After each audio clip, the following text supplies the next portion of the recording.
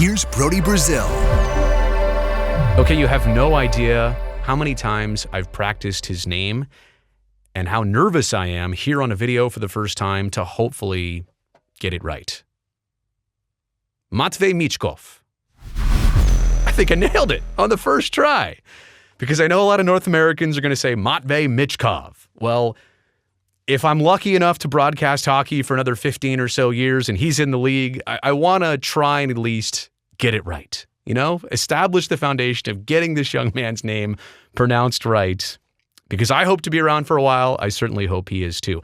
This is a player draft preview profile. It's confusing. Look, I'm profiling all of the potential top picks in the 2023 NHL draft. And later on in this video, we'll talk specifically about the Sharks' chances of landing this player, but also some of the stipulations that he comes with that would make it a little bit of an interesting, dare I say, even dicey situation for the Sharks or anybody else to acquire him given the current conditions and situations. So Matvei Michkov is part of HK Sochi of the KHL. He's under contract with them right now. Usually with these players, I'm saying this is the last team they played for. No, this is his current team for a couple more years. More on that in just a second. Born December 9th, 2004, so not even 20 years old, from Perm, Russia. Stands 5 feet 10 inches, but weighs just 148 pounds. I'm jealous, number one. I'd like to cut down to that weight.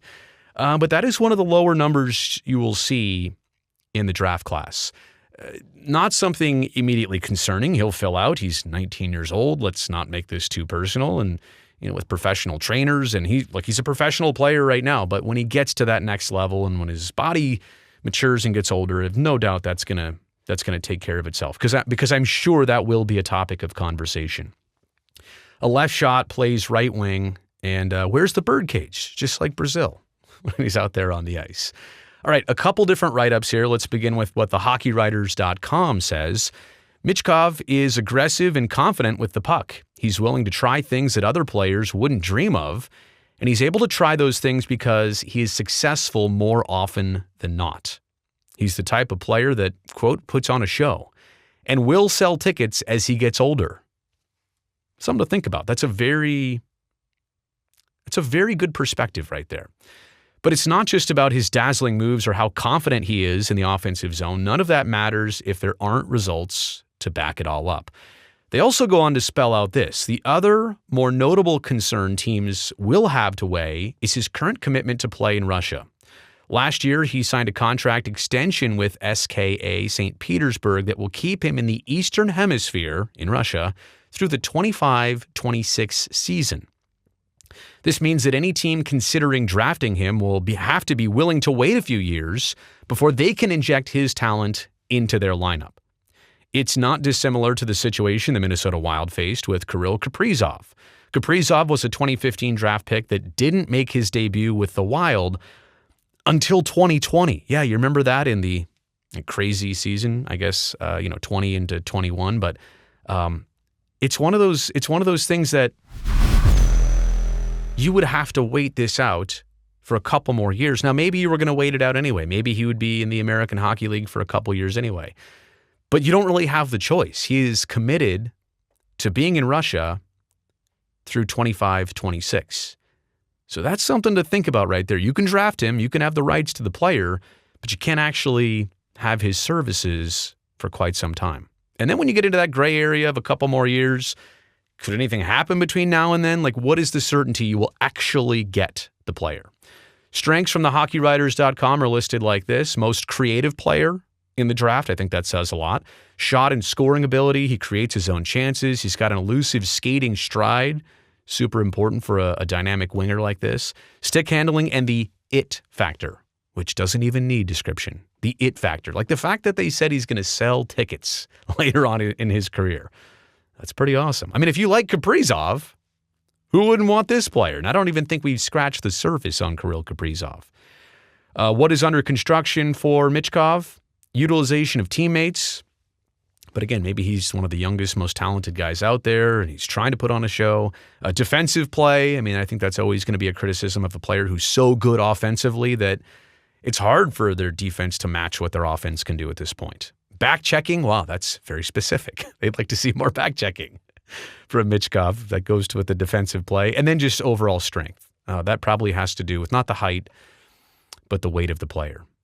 Okay, then there's this from The Athletic. If he was guaranteed to be coming to the NHL next fall, and if he was a center, he'd have a nearly perfect profile for me. And I don't remember the author of this, but I digress. He's different than Bedard in tools and approach. Michkov's brilliance comes primarily from his ability to read and process the play at an extremely advanced level, make decisions quickly, and execute on them with incredible consistency, whether that's ripping a pattern shot, his one-timer, his standstill wrister, his curl and drag, etc., a quick move into a pass, a sudden stop-up, or an attacking cut. When he tries things, and he often does, he's never trying them out of desperation, but rather intention. So, you're getting a good player, you're getting a showman in Matvei Michkov. Is it Matvei? Matvei? We'll find out. But this is an interesting player. It's a dynamic player. It comes with, like I said, that caveat. So let's dive into that here from the Sharks' perspective. You know, you're realistically probably still a couple years away from peaking where you want to be and having a Michkov on your team. But the question is, you know, several more seasons committed in Russia without maybe the hands-on approach. I don't know how much you can work with the player when he's got his own team out there. He's committed. Who really knows? And especially for the Sharks, who at this point need to make surefire moves rather than gamble moves. And a lot of teams, I guess, are like that. I shouldn't say that's unique to the Sharks, but, you know, is it a matter of passing on Michkov because, like, if you get the third pick, is a Leo Carlsson more attractive because you know you can instantly get your hands on him and have him in your pipeline and have your coaches working with him? Like, I just going back to the Kirill Kaprizov analogy, great player. Minnesota Wild, they put in their patience, they got a player, and like I said, we haven't even scratched the surface on him yet. But do you really want to go that route? That's an interesting question for the Sharks and for everybody else. Let me know what you think about this video, this series. I've got lots more coming out, so don't forget to subscribe to the channel for that. And also, since you stuck around here all the way to the end, maybe give it a thumbs up. I would really appreciate it. See you next time.